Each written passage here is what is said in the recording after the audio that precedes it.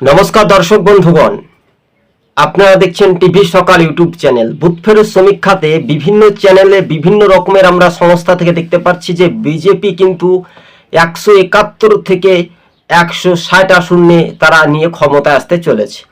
তাহলে কি তৃণমূলের আইপ্যাক বা প্রশান্ত কিশোর যেহেতু পরিচালনা করেছিলেন এতদিন ধরে, তার ফর্মুলা কিন্তু সব কিন্তু জল ঘোলা।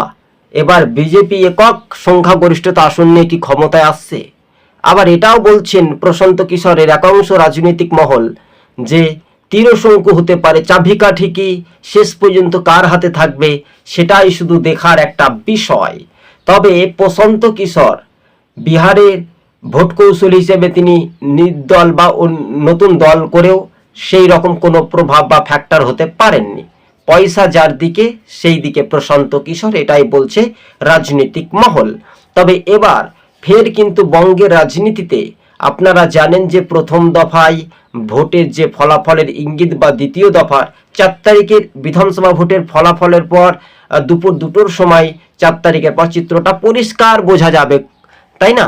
এই মুহূর্তে বিজেপি কিন্তু একক সংখ্যাগরিষ্ঠতা আসন নিয়ে ক্ষমতায় ফিরছে। আমাদের সি ভোটারের যদি আমরা সমীক্ষা দেখাই টিভি সকাল ইউটিউব চ্যানেল, তাহলে 171 থেকে 152টি আসন পেতে পারে বিজেপি। অন্যদিকে তৃণমূলের খুব জোর কম বেশি 70 থেকে 120 দিকে ধাক্কা মারা একটা চান্স আমরা দেখতে পাচ্ছি। তাহলে রাজ্য রাজনীতির ময়দানটা একেবারে সুনির্দিষ্ট। তাই মুখ্যমন্ত্রী এবার কি না দেখে ভাবনা চিন্তা করি।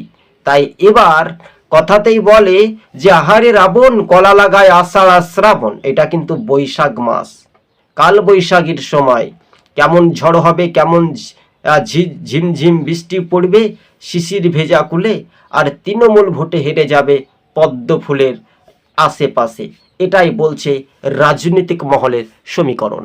দর্শক বন্ধুগণ, টিভি সকাল ইউটিউব চ্যানেলটি ভালো লাগলে শেয়ার করে